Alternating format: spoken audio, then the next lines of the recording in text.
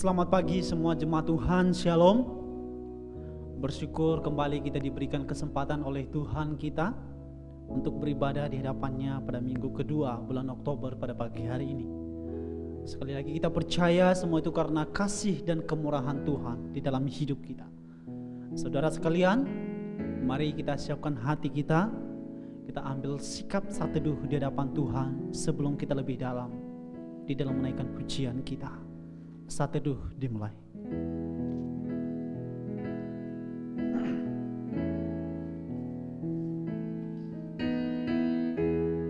Pertolongan kita dalam ibadah ini adalah di dalam nama Tuhan pencipta langit dan bumi, yang kasih setianya kekal dan yang tidak pernah meninggalkan buatan tangannya.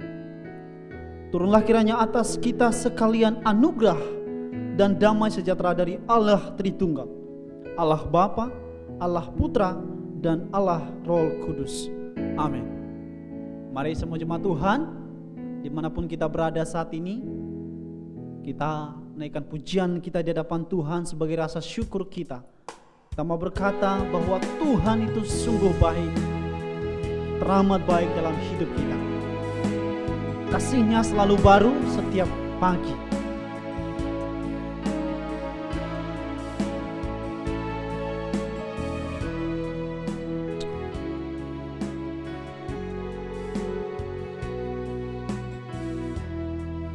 Mari kita bersama-sama katakan, Bapa, Engkau sungguh baik.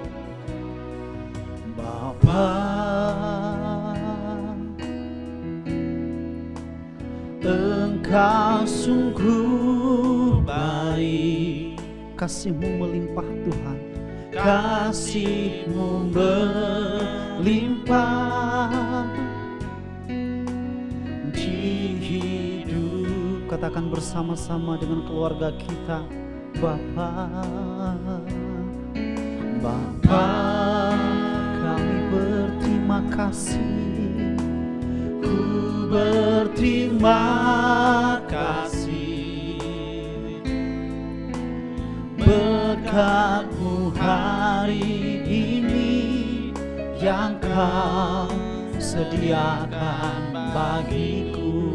Lebih sungguh lagi jemaat Tuhan, kita naikkan pujian ini dari awal, katakan, Bapa, Bapa,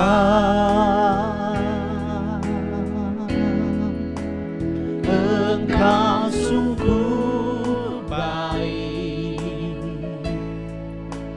kasih-Mu melimpah di hidupku.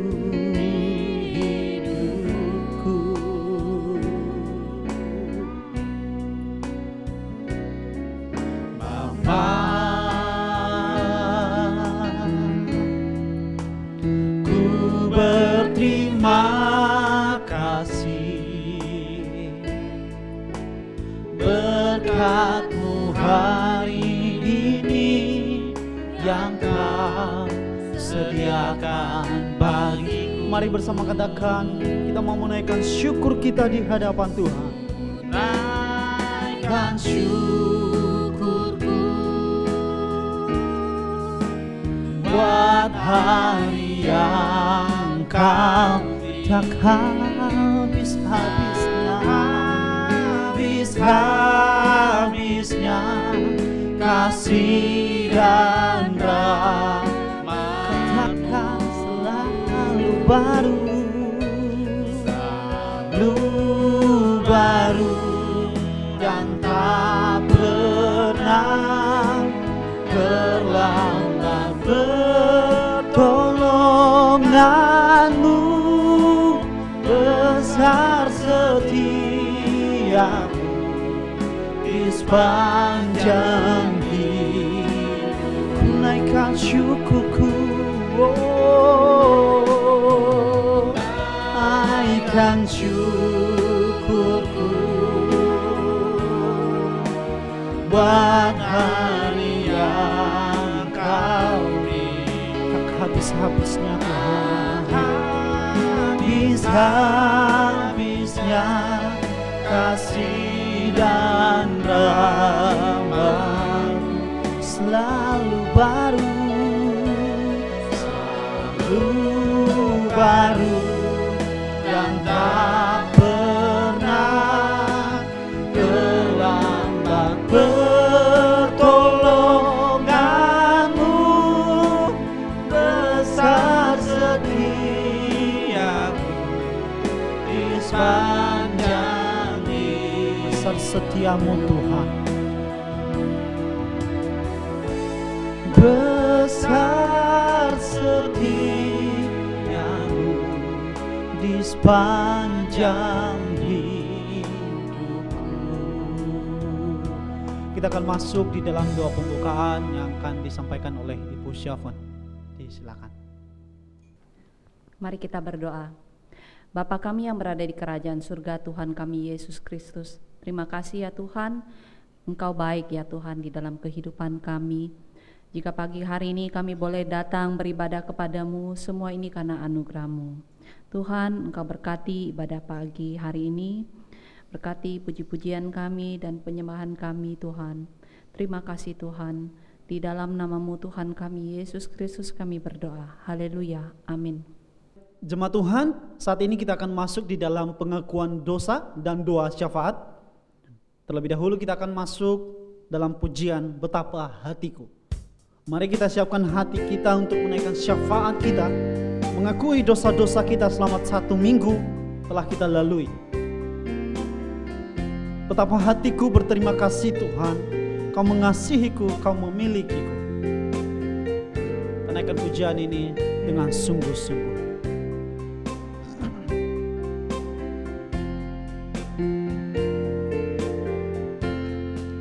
Betapa hatiku berterima kasih Kau mengasihiku,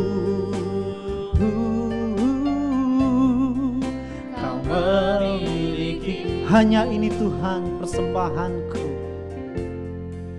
hanya ini Tuhan persembahanku, segenap hidupku, jiwa dan ragaku, sebab tak ku miliki harta kekayaan yang cukup berarti untuk ku persembahkan.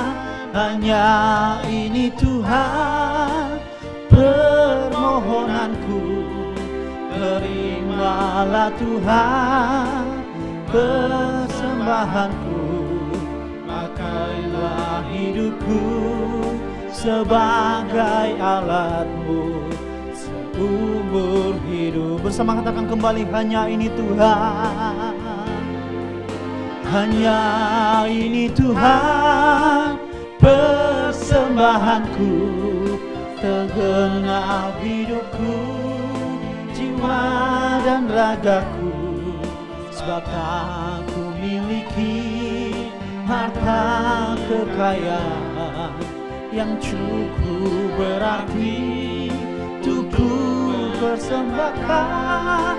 Hanya ini Tuhan permohonanku, terimalah Tuhan persembahanku, pakailah hidupku sebagai alat-Mu seumur hidup. Pakailah hidupku, pakailah hidupku sebagai alat-Mu seumur hidupku. Doa syafaat dan pengakuan dosa akan dipimpin oleh Bapak Pendeta Rudi Simon. Silakan. Terima kasih Tuhan, mari kita datang kepada Tuhan, kita memohon belas kasihan Tuhan, supaya Tuhan mengampuni segala dosa kita sepanjang minggu ini. Mari kita datang kepada Tuhan. Firman Tuhan berkata, sebab aku sendiri sadar akan pelanggaranku, aku senantiasa bergumul dengan dosaku. Mari kita berdoa. Ya Tuhan, apa yang bisa kami sembunyikan di hadapan Tuhan yang Maha tahu. Engkau melihat apa yang ada di dalam pikiran dan di dalam hati kami. Itulah sebabnya kami datang dan memohon belas kasihan-Mu. Ampunilah segala salah dan dosa kami. Sucikan dan kuduskan kami Tuhan, supaya ibadah kami pagi ini diberkati Tuhan.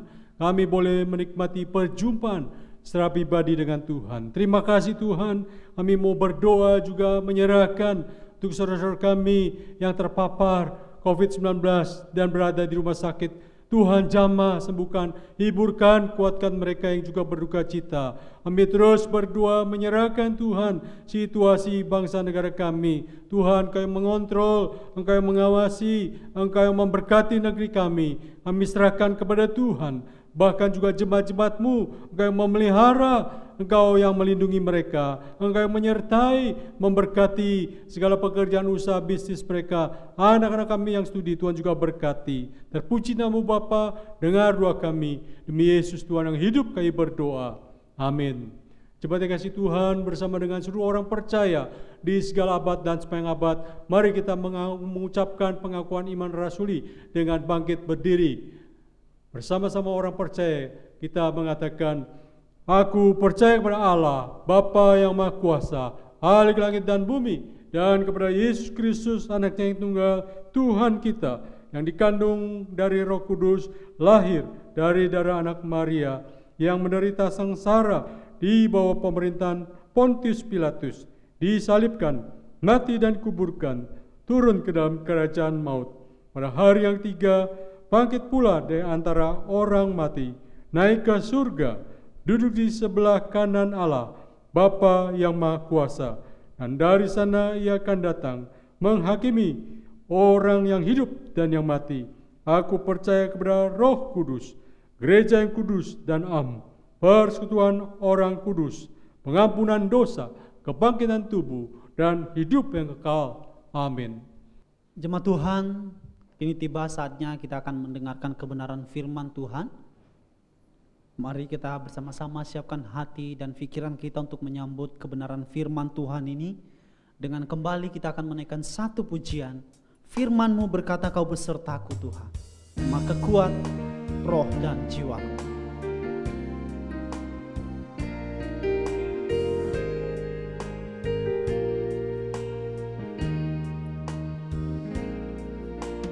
Firman-Mu berkata, Kau besertaku, maka kuat roh dan jiwaku.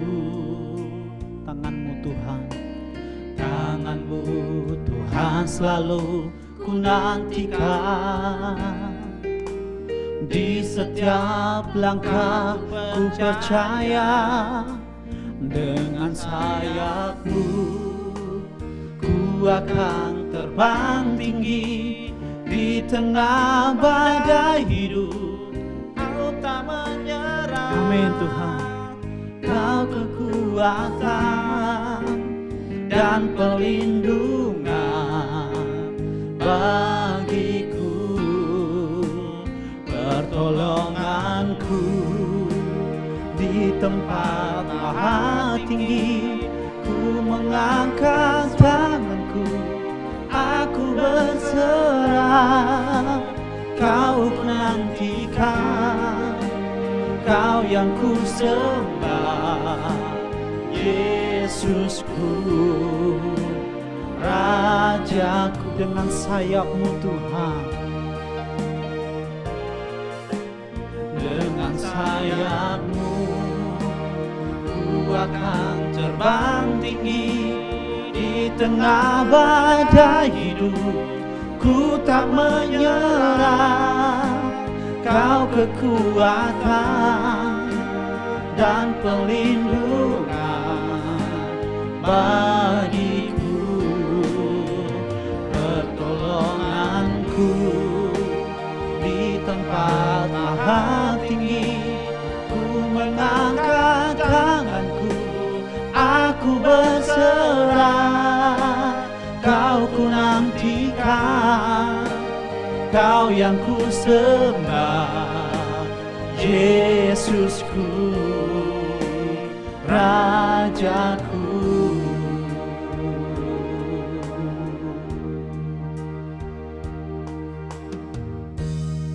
Kepada hambanya Persilakan. Shalom Bapak Ibu yang dikasihi Tuhan. Puji Tuhan, hari ini kita bersyukur karena kita diberikan kesempatan untuk bersama-sama belajar menenungkan firman Tuhan. Saudara, saya mengajak kita semua untuk hari ini menyiapkan hati kita, pikiran kita untuk bisa fokus saudara untuk mendengar firman ini. Oleh karena itu mari kita semua menundukkan hati kita, kita berdoa.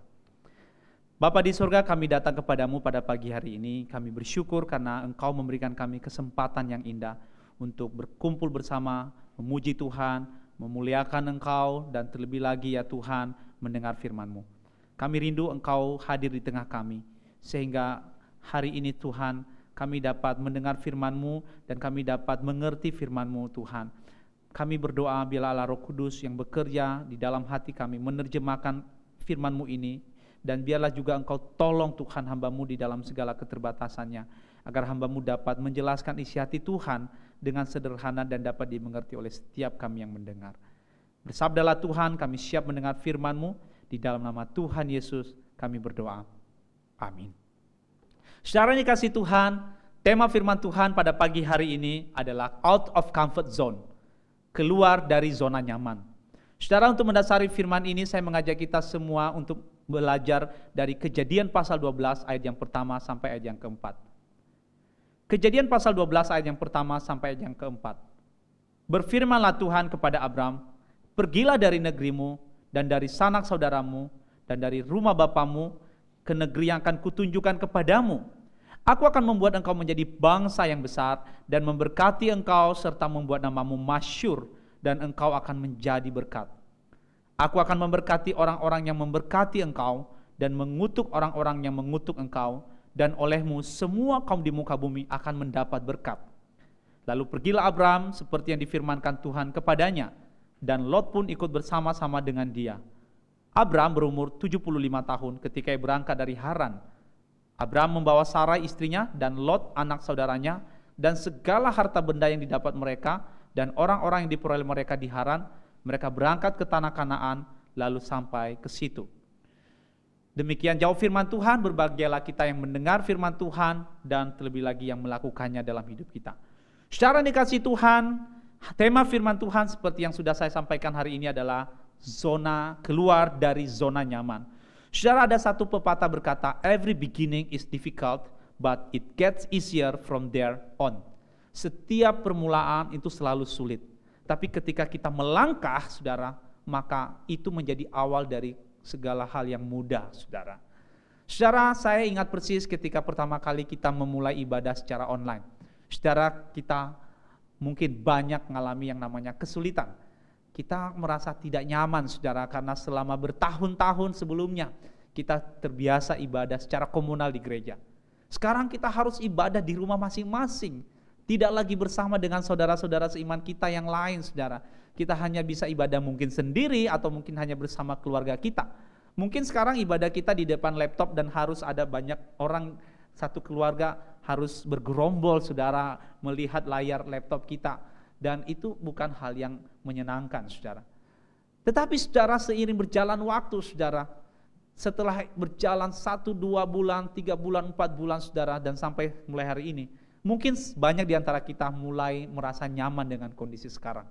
Bahkan mungkin saudara, kalau kita diminta, ayo kita akan datang ibadah lagi di gereja, kita mungkin saudara akan mulai kesulitan lagi memulai. Karena sekarang kita harus nanti bangun pagi lagi, saudara, berangkat dari rumah, naik kendaraan, tiba di gereja lagi, saudara.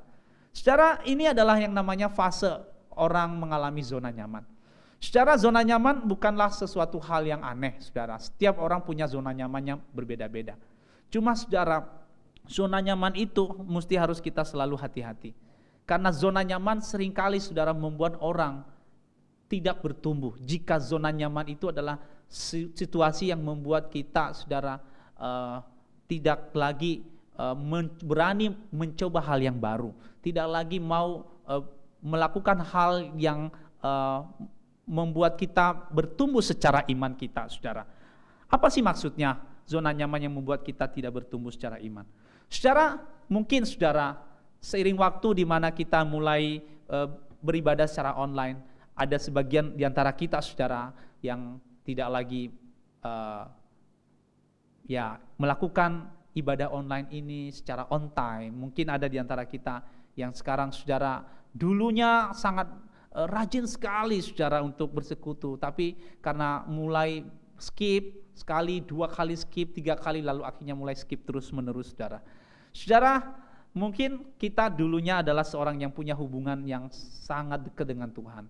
Tetapi seiring berjalan waktu, kita mulai renggang hubungan dengan Tuhan. Lalu kerenggangan itu kemudian berjalan terus menerus. Kita sudah jarang berdoa, kita mulai jarang membaca Alkitab, saudara. Dan situasi itu membuat kita akhirnya merasa nyaman. Lalu kita tidak lagi punya hubungan dengan Tuhan. Saudara, ini adalah situasi yang zona nyaman yang tidak membuat kita bertumbuh. Saudara, jujur saudara, situasi sekarang di mana kita harus ibadah online jelas berbeda kalau kita berkumpul bersama dengan saudara kita seiman. Bagaimanapun saudara, berkumpul dengan saudara seiman itu rasanya itu beda. Kenapa? Karena ada kehangatan ketika kita berkumpul dengan orang lain. Tetapi sekarang ketika kita harus tinggal sendiri saudara, kita harus mencoba membangun iman kita sendiri. Tetapi kita mungkin karena sudah lama-lama tidak lagi berjumpa dengan orang sesama orang percaya menguatkan kita. Lalu kita mulai tumpul secara iman. Dan kita mulai nyaman dengan kondisi itu. Oleh sebab itu pagi ini saya ingin sekali saudara mengingatkan kita melalui firman ini. Yuk, mari kita keluar kembali dari zona nyaman kita. Mari kita bersama-sama belajar hari ini kembali. Saudara, tidak selalu saudara kasusnya adalah kasus berkaitan dengan ibadah. Juga mungkin ada di antara kita yang punya pergumulan selama ini saudara, yang mungkin di dalam kekhawatiran, di dalam masalah saudara. Dan karena itu berlarut-larut saudara, maka mulai nyaman dengan rasa kekhawatirannya, mulai nyaman dengan masalahnya. Dan itu menjadi zona nyaman yang baru. Secara zona nyaman adalah sesuatu yang membuat orang merasa tidak lagi punya keinginan untuk keluar dari lingkaran di mana dia ada. Padahal saudara, lingkaran di luar itu adalah kehidupan saudara. Saudara, kita tahu saudara bahwa seekor burung ketika dia harus melatih anaknya, maka yang pertama yang dilakukan oleh burung elang itu ya saudara, dia harus mengambil anaknya dari sarang yang nyaman itu dan melemparnya saudara ke udara supaya anaknya itu bisa belajar terbang. Saudara, tanpa si induk elang melakukan itu, maka si anak elang itu tidak akan pernah belajar arti kehidupan. Saudara, inilah yang hari ini kita akan dalami bersama. Nah, saudara yang dikasihi Tuhan, ada 4 fase di mana seseorang keluar dari zona nyaman menuju fase pertumbuhan. Fase yang pertama adalah fase zona nyaman itu sendiri. Yaitu zona di mana seseorang merasa nyaman dengan kondisinya yang sudah berlangsung bertahun-tahun. Dan kemudian dia sulit untuk mau keluar dari keadaannya itu. Nah saudara, ketika dia mulai masuk ke fase yang kedua, maka disitulah dia mengalami fase yang disebut fear zone atau fase ketakutan. Setiap orang yang keluar dari zona nyaman itu akan memasuki fase ketakutan, saudara. Di fase ketakutan itu seseorang mulai, saudara, kehilangan kepercayaan diri, saudara. Lalu dia mencoba untuk memaklumi kelemahan-kelemahannya. Contoh, saudara, ketika seseorang mulai masuk di dalam pekerjaan yang baru, saudara, ya. Atau seseorang mulai masuk sekolah, mungkin anak-anak sekolah. Saudara, ada ketakutan di sana karena dia harus keluar dari zona nyaman sebelumnya. Nah, itu adalah fase yang disebut fear zone, saudara. Lalu kemudian fase yang ketiga adalah fase learning zone, fase belajar. Di mana seseorang setelah keluar dari fase ketakutan, ternyata dia melihat bahwa apa yang dia takutkan itu ternyata tidak terbukti. Dan mulai belajar dari situasi yang saat ini dia jalani. Itulah fase disebut learning zone atau fase belajar. Di dalam fase ini seseorang mulai bertumbuh, seseorang mulai belajar, saudara, dia mulai melihat hal yang baru dan dia mulai, saudara, mengalami tantangan, mencoba hal-hal yang membuat dia bisa mendapatkan pengetahuan-pengetahuan yang baru. Nah, setelah seseorang masuk melewati learning zone, maka dia akan masuk di fase yang keempat, yang disebut growth zone atau fase bertumbuh. Nah, di fase bertumbuh inilah seseorang akan melihat kehidupan, melihat tujuan, melihat impian-impian yang dia lakukan, yang diharapkan di dalam hidup. Nah saudara, untuk sampai ke dalam fase yang keempat ini saudara, maka kita harus melewati fase yang tadi saudara, keluar dari zona nyaman menuju fase ketakutan, dari fase ketakutan menuju fase belajar, baru seseorang itu bertumbuh. Saudara, dengan kata lain saudara, untuk bertumbuh tidak ada cara lain. Kita harus keluar dari zona nyaman di mana kita ada saat ini. Sekarang pertanyaannya saudara, bagaimana kita bisa keluar dari zona nyaman itu? Nah saudara yang dikasih Tuhan, hari ini kita akan belajar dari satu tokoh di Alkitab, yaitu Abraham saudara. Saudara, Abraham adalah satu tokoh yang dipakai Tuhan untuk menjadi berkat bagi bangsa di dunia. Saudara, Abraham ini orang yang sangat dihormati saudara di 3 agama, yaitu agama Yahudi, Kristen, dan Islam saudara. Bayangkan saudara, 3 agama ini menganggap Abraham sebagai bapa mereka. Berarti saudara, Abraham itu orang yang luar biasa. Dia menjadi berkat yang luar biasa bagi satu kaum yang mendominasi dunia saat ini. Tapi saudara, sebelum Abraham bisa menjadi berkat saudara, tahu nggak Bapak Ibu? Ada satu hal yang membuat Abraham akhirnya bisa dipakai Tuhan menjadi berkat, yaitu ketika Abraham mau keluar dari zona nyamannya. Oleh sebab itu saudara, hari ini kita akan belajar apa sih yang membuat Abraham mau keluar dari zona nyamannya itu. Kenapa Abraham mau keluar dari zona nyamannya? Saudara, kalau kita membaca di dalam Alkitab kita yang tadi, Kejadian pasal 12 ayat 1 sampai ayat 4, dikatakan bahwa Tuhan berfirman kepada Abraham supaya dia keluar dari negerinya, dari sanak saudaranya, dari rumah bapaknya ke negeri yang ditunjukkan Tuhan kepadanya. Secara keluar dari satu negeri yang selama ini dia sudah ada menuju ke negeri yang baru. Jujur saudara, bagi seorang Abraham, kalau kita melihat saudara apa yang sudah dia capai selama ini, maka sebenarnya itu satu hal yang sulit untuk dilakukan. Itu satu hal yang sangat-sangat tidak masuk akal untuk dia kerjakan. Kenapa saudara? Saudara, ada 5 alasan Abraham bisa saja menolak perintah Tuhan itu. Dan 5 hal itu berkaitan dengan zona nyaman yang sudah dia miliki. Hal yang pertama saudara, rumah, tanah, dan keluarga yang besar. Saudara, ketika Tuhan memanggil Abraham keluar dari negerinya saudara, dari rumah saudara, rumah bapaknya, dan dari tanah di mana dia ada saudara. Bukan hal yang gampang saudara untuk meninggalkan semuanya itu. Saudara, kita punya rumah, tanah, dan keluarga di mana kita ada. Itu adalah satu situasi yang membuat kita sangat nyaman saudara. Ketika kita harus keluar dari tempat itu, maka kita memulai satu hal yang baru yang sangat sulit. Kenapa saudara? Karena kita harus menyesuaikan dengan situasi yang baru lagi. Apalagi saudara, Abraham dipanggil ke negeri yang dia tidak pernah lihat sebelumnya saudara. Saudara, saya ingat waktu saya sekolah teologi, saya waktu baru lulus SMA, saya harus pergi dari rumah saya menuju ke Jawa Timur. Saya belum pernah lihat Jawa Timur saudara. Dan keluarga saya meskipun ada di Jawa Timur, tetapi mereka tinggal di daerah yang sangat jauh dari tempat yang akan saya datangi saudara. Dan saya tidak mengenal budaya situasi di sana saudara. Jujur, saya sangat gentar saudara, saya sangat ketakutan. Itu bukan situasi yang nyaman buat saya. Nah saudara, demikian juga dengan Abraham. Dia sudah memiliki rumah, tanah, keluarga yang besar, dan dia harus meninggalkan semuanya itu. Maka itu adalah hal yang pertama, zona nyaman yang pertama, di mana Abraham mungkin sulit saudara untuk mentaati perintah Tuhan. Zona nyaman yang kedua adalah di dalam ayat yang keempat dikatakan bahwa Abraham berumur 75 tahun ketika dia keluar dari rumah menuju ke tanah Kanaan. Secara Abraham dan Sarah itu beda umur itu 10 tahun saudara. Artinya ketika Abraham berumur 75, Sarah istrinya berumur 65 tahun.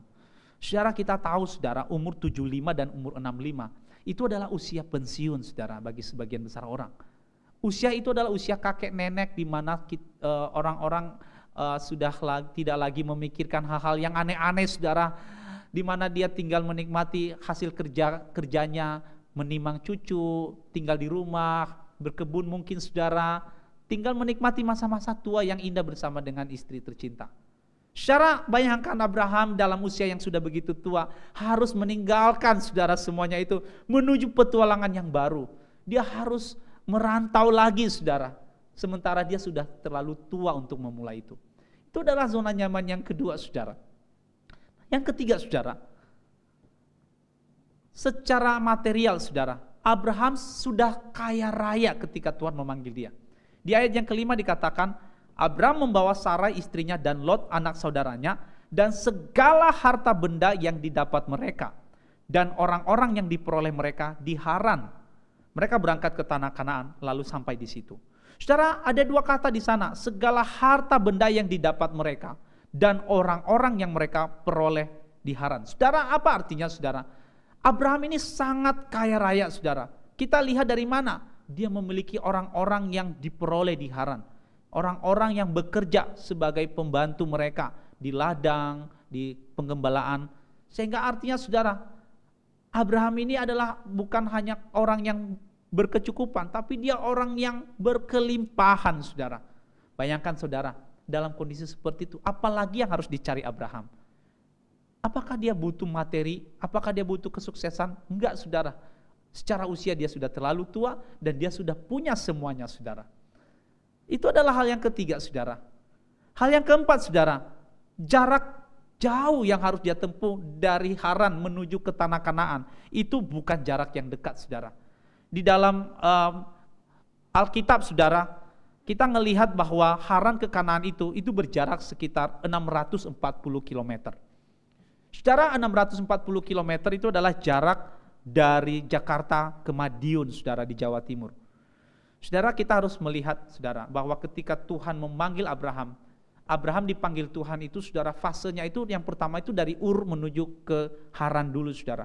Ur itu daerah Mesopotamia saudara, menuju ke Haran. Jadi saudara, panggilan ini sebenarnya adalah panggilan dari Haran, bukan dari Ur. Ketika Abraham jalan dari Ur menuju ke Haran saudara, Haran itu ada di daerah Turki sekarang. Itu menempuh jarak 950 km. Kemudian saudara, Tuhan memanggil Abraham dari Haran menuju ke tanah Kanaan, menempuh jarak 640 km. Saudara, kalau kita total, Abraham itu sudah berjalan 1600 km saudara. Dan bayangkan saudara, itu waktu itu adalah tidak ada kendaraan seperti mobil, tidak ada kendaraan pesawat saudara. Saudara, coba Bapak Ibu pikirkan, seorang yang sudah tua, seorang yang memiliki banyak orang yang harus dibawa, harus berangkat jalan kaki, menempuh perjalanan yang sangat jauh, dan di dalam perjalanan itu bisa saja saudara ada banyak hal yang bisa membuat mereka mengalami kecelakaan, mengalami masalah, ada perampok-perampok, binatang buas di tengah jalan. Saudara, ini bukan hal yang mudah saudara. Saudara, Ur ke Haran itu saudara, itu seperti jarak antara Jakarta ke Bali saudara. Lalu dari Haran menuju ke tanah Kanaan, itu seperti dari Jakarta ke Madiun. Bayangkan saudara, itu bukan jarak yang cukup dekat saudara pada masa itu. Nah, hal yang kelima saudara, perintah Tuhan itu terdengar tidak logis saudara. Kenapa tidak logis? Karena di ayat yang kedua, alasan Tuhan memanggil Abraham adalah Tuhan ingin membuat Abraham menjadi bangsa yang besar. Dikatakan, aku akan membuat engkau menjadi bangsa yang besar dan memberkati engkau serta membuat namamu masyhur dan engkau akan menjadi berkat. Saudara, gimana caranya Tuhan membuat Abraham menjadi bangsa yang besar sementara Abraham dan Sarah saat itu belum punya anak. Usia 75 tahun dan usia 65 tahun, kita tahu saudara, itu bukan usia yang produktif lagi. Apalagi seorang wanita berusia 65 itu sudah menopause saudara. Saudara, bayangkan mendengar perintah Tuhan membuat Abraham menjadi bangsa yang besar. Secara logika saudara, itu tidak masuk akal. Saudara, 5 hal ini saudara seharusnya bisa menjadi alasan Abraham menolak perintah Tuhan. Tetapi saudara, Abraham ternyata taat kepada perintah Tuhan. Dia tetap mau melangkah saudara. Dia mau melangkah meninggalkan zona nyaman dia, meninggalkan apa yang sudah dia miliki selama ini dalam usia yang sudah tua, saudara, menuju ke tanah Kanaan. Saudara yang dikasihi Tuhan, kenapa Abraham tetap mau melangkah meninggalkan zona nyamannya, saudara? Hari ini kita belajar ada 3 alasan kenapa Abraham tetap mau keluar dari negerinya menuju ke negeri yang ditujukan Tuhan kepadanya. Saudara, alasan yang pertama adalah karena imannya kepada Tuhan. Di dalam Ibrani pasal yang ke-11 ayat 8, dikatakan karena iman Abraham taat ketika ia dipanggil untuk berangkat ke negeri yang akan diterimanya, menjadi milik pusakanya, lalu ia berangkat dengan tidak mengetahui tempat yang ia tujui. Secara Abraham ketika berangkat dari negerinya, dia tidak pernah melihat petanya sebelumnya, saudara. Dia tidak pernah melihat foto dari tempat itu. Kalau kita hari ini, saudara, kalau kita mau pergi ke satu tempat, kita bisa mengecek di Google Map, kita bisa mengecek di internet, saudara, tempat itu. Tapi saudara, pada masa itu mereka tidak memiliki internet, saudara, yang memungkinkan mereka untuk mengecek tempat atau lokasi itu, saudara. Mereka berjalan, saudara, hanya dengan kepercayaan bahwa ketika mereka sampai di situ maka semuanya akan aman, saudara. Bapak Ibu yang dikasihi Tuhan, apa sih yang membuat Abraham sampai dia begitu percaya untuk mau berjalan menuju tempat yang ia tidak pernah lihat sebelumnya? Saudara, jawabannya adalah karena imannya kepada Tuhan yang memberikan perintah. Saudara, Abraham tidak melihat kepada tempat yang ia tuju. Abraham hanya melihat kepada siapa yang memberi perintah kepadanya. Saudara dikasihi Tuhan, di dalam Ibrani pasal yang ke-11 ayat yang pertama dikatakan iman adalah dasar dari segala sesuatu yang kita harapkan dan bukti dari segala sesuatu yang kita tidak lihat. Saudara, kenapa saudara?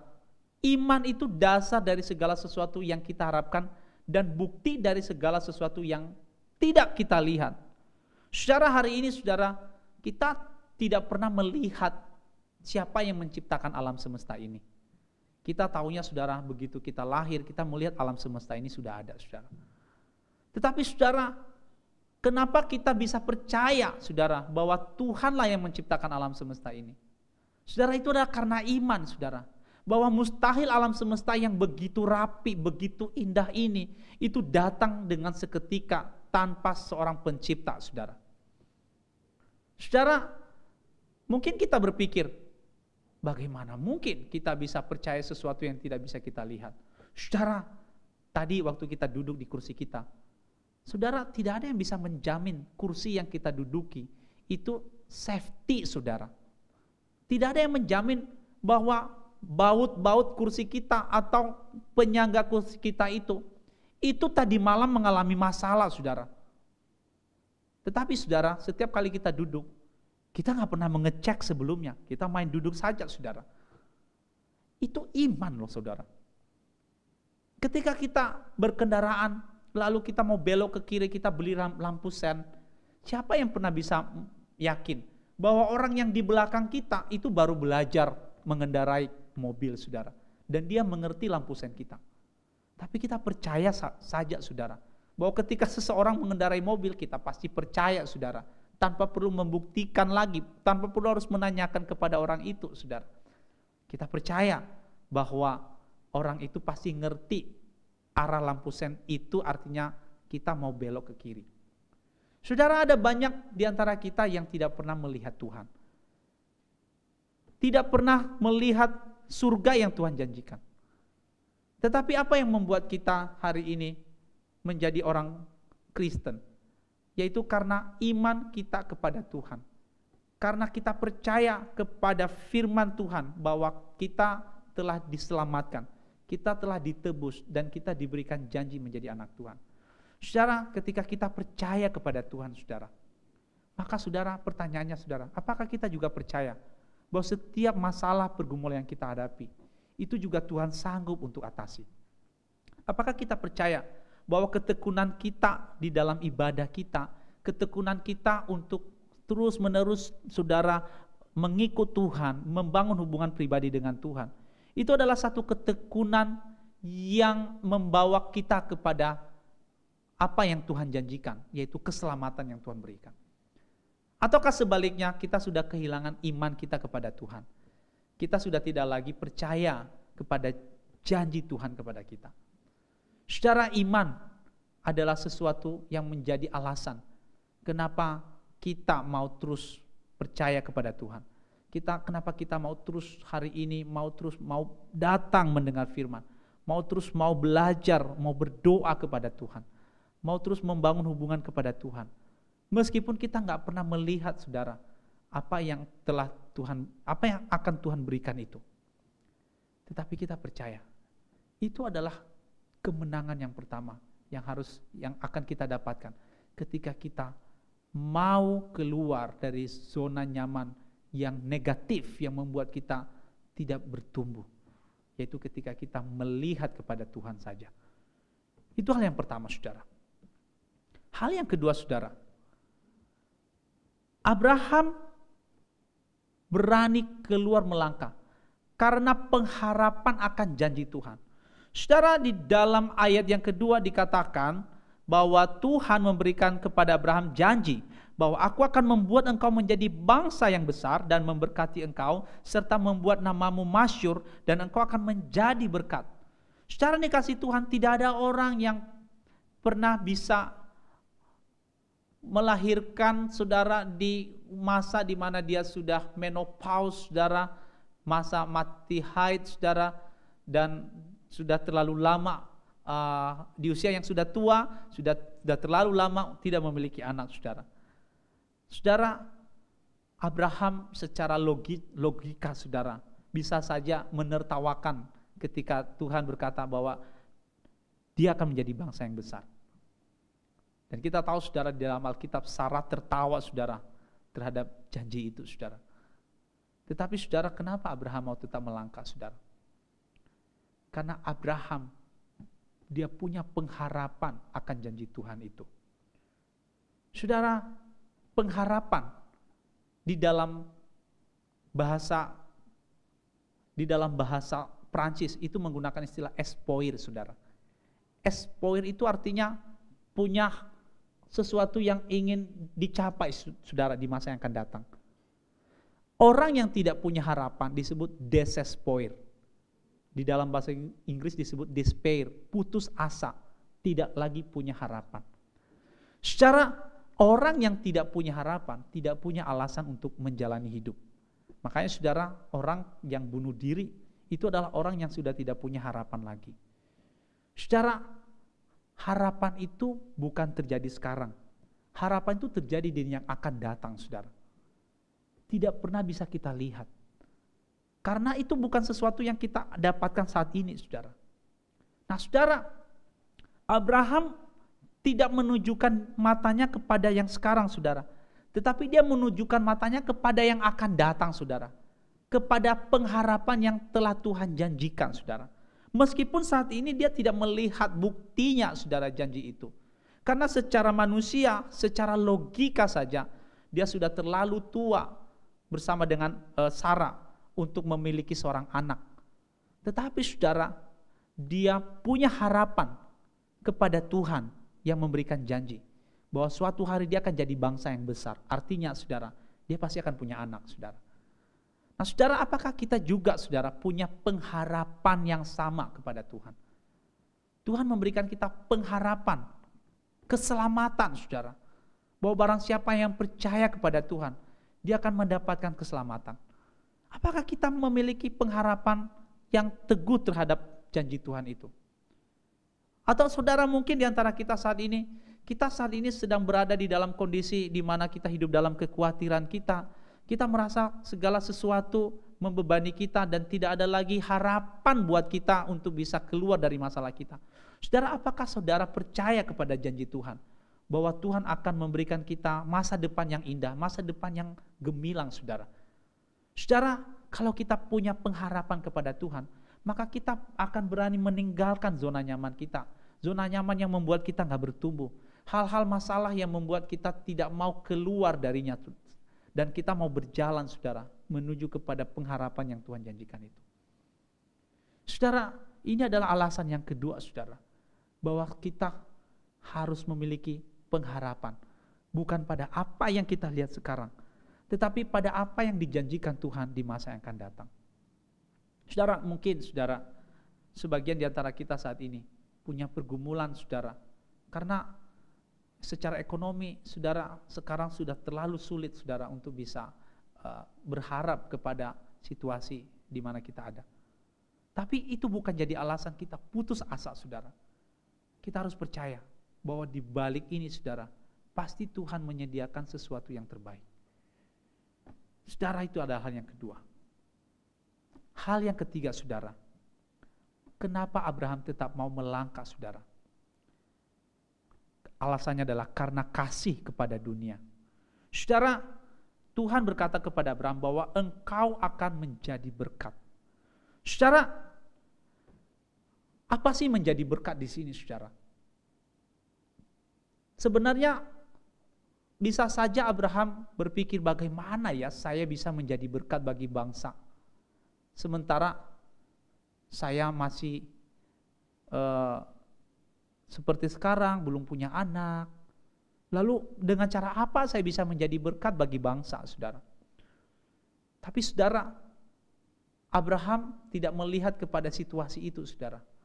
Ketika Tuhan berkata engkau akan menjadi berkat bagi seluruh dunia saudara, maka saudara, apa yang dilihat Abraham adalah bahwa dia melihat bahwa ini kesempatan bisa mengasihi dunia ini melalui janji Tuhan itu. Dan kita tahu saudara, bagaimana Abraham bisa menjadi berkat itu. Melalui keturunan Abraham, Tuhan Yesus dilahirkan saudara. Dan Tuhan Yesus nantinya saudara, yang akan menjadi juru selamat bagi seluruh dunia saudara. Saudara, ini adalah berkat yang Tuhan berikan melalui keturunan Abraham. Saudara, ketika Tuhan Yesus lahir di dalam dunia, di dalam Matius dikatakan inilah sisilah Yesus Kristus, anak Daud, anak Abraham. Tulisan anak Abraham itu saudara, itu menggenapi saudara janji Tuhan kepada Abraham di dalam Kejadian pasal 12. Bahwa melalui Abraham seluruh bangsa di muka bumi menjadi berkat. Saudara, bukan hanya itu saudara. Keturunan Abraham yang lain saudara, seperti orang Yahudi saudara. Sekarang kita tahu orang Yahudi menjadi orang yang luar biasa dipakai Tuhan. Mereka banyak menjadi penemu-penemu di dalam dunia kedokteran, ilmu pengetahuan. Dan mereka menjadi berkat saudara bagi bangsa ini. Kita orang Kristen, keturunan Abraham melalui Yesus Kristus. Bukan melalui daging saudara. Tetapi karena semua orang yang percaya kepada Yesus itu adalah keturunan Abraham. Maka saudara, kita juga menjadi berkat saudara bagi dunia. Kehidupan kita menjadi berkat bagi orang lain. Saudara, apa yang membuat Abraham mau melangkah? Semata-mata adalah karena dia mengasihi dunia saudara. Bisa saja saudara Abraham egois saudara. Ngapain saya harus melangkah? Sudahlah saya hidup di dalam kenyamanan saya saat ini di kota Haran. Tetapi saudara, ketika Tuhan berkata engkau akan menjadi berkat bagi seluruh bangsa. Saudara, ini adalah kesempatan di mana dia menjadi berkat membagikan kasih kepada orang lain. Saudara, kita hari ini juga diminta Tuhan untuk keluar dari zona nyaman kita. Kenapa? Karena ketika kita keluar dari zona nyaman kita, saudara, kita bisa menjadi berkat bagi orang lain. Ketika kita menjadi orang yang bisa memperhatikan orang lain melalui hidup kita, melalui bisnis kita, saudara, melalui skill yang kita punya, melalui pengetahuan yang kita miliki, kita menjadi berkat bagi orang lain. Ketika kita mau melayani Tuhan, saudara, kita menjadi berkat bagi orang yang kita layani. Ketika kita hari ini mau bersama-sama tetap setia di dalam kehidupan kita mengikut Tuhan, persekutuan dengan kita dengan Tuhan, kita nggak pernah tahu saudara, ada orang yang sedang mengalami keputusasaan, membutuhkan nasihat kita. Dan nasihat kita itu saudara, kita bisa berikan karena kita sudah punya hubungan yang intim dengan Tuhan. Sehingga kita bisa bagikan itu jadi berkat buat orang lain. Saudara, 3 hal ini saudara yang menjadi alasan saudara kenapa Abraham mau keluar. Itu karena iman, karena pengharapan, dan karena kasihnya. Saudara, apakah kita juga mau saudara keluar dari zona nyaman kita? Apakah kita mau menjadi berkat bagi orang lain? Apakah kita mau, saudara, menjadi orang yang berkemenangan? Saudara, semua itu berada di tangan kita. Hal apa yang membuat kita hari ini sulit untuk keluar dari zona nyaman kita?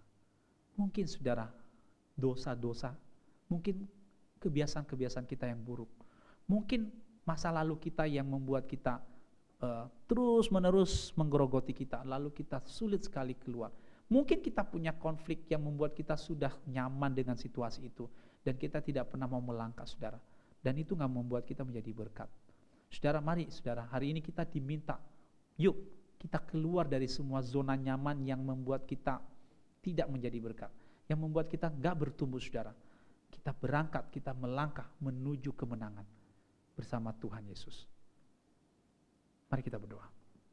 Bapa di surga, terima kasih untuk firman-Mu pada pagi hari ini, yang mengingatkan kami bahwa kami hanya bisa mengalami kemenangan dan menjadi berkat bagi orang lain ketika kami keluar dari zona nyaman yang kami pagari, yang kami tinggali saat ini. Saudara, ada begitu banyak jenis zona nyaman kami. Mungkin zona nyaman kami, Tuhan, adalah di mana kami saat ini tidak lagi mau punya hubungan pribadi dengan Tuhan. Mungkin zona nyaman kami saat ini adalah kami sudah tidak lagi, Tuhan, mau melayani Engkau. Mungkin zona nyaman kami saat ini, ya Tuhan, kami sudah meninggalkan kasih kami yang mula-mula. Atau mungkin kami sudah menikmati keberdosaan kami, kedagingan kami, kehidupan kekhawatiran kami, masalah-masalah kami, yang membuat kami tidak lagi mau melangkah untuk hidup di dalam Tuhan, mau hidup melakukan firman-Mu. Tolong kami, ya Tuhan, supaya kami berani keluar dari semua zona nyaman itu. Dan kami percaya ketika kami berani keluar, Tuhan, maka Tuhan akan memberikan kami pertumbuhan dan kami menjadi berkat. Terima kasih Tuhan untuk firman-Mu. Kami mengucap syukur di dalam nama Tuhan Yesus kami berdoa. Amin.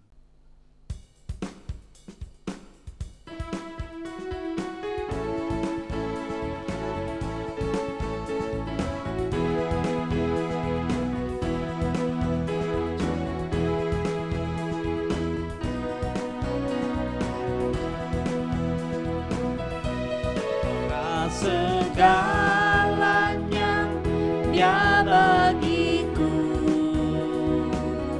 Dialah segalanya, besar kecil, korbankan dirinya dan selamatkanku. Dialah segalanya, Dia bagiku. Seperti air madu dari batu karang, dicicip air madu yang manis. Oh, lihatlah, Tuhan itu baik, dicicip air madu yang manis. Segalanya Dia bagiku, Dialah segalanya, besar kecil, korbankan dirinya dan selamatkanku. Dialah segalanya, Dia bagiku. Seperti air madu dari batu karang, dicicip air madu yang manis. Oh, lihatlah, Tuhan itu baik, dicicip air madu yang manis, dicicip air madu yang manis.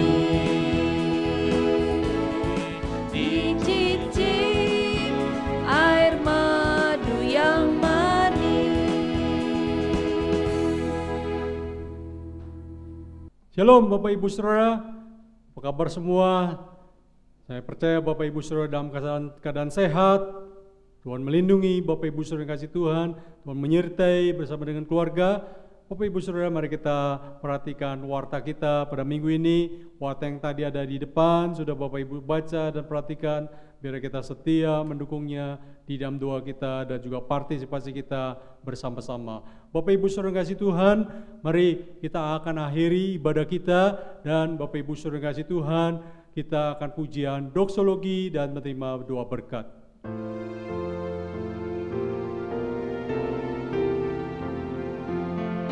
Puji Allah Bapa Putra, puji Allah Roh Kudus, ketiganya yang esa.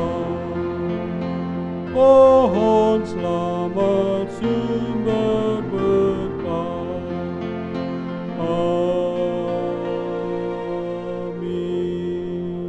Jemaat yang kasih Tuhan, arahkanlah hatimu, imanmu kepada Tuhan. Allah Tritunggal, Allah Bapa, Tuhan Yesus Allah Roh Kudus, menyertai kita, melindungi, memelihara, memberkati kita bersama dengan keluarga, mulai sekarang sampai selama-lamanya, sampai Tuhan Yesus datang kedua kali, menjemput kita yang percaya. Amin. Amin.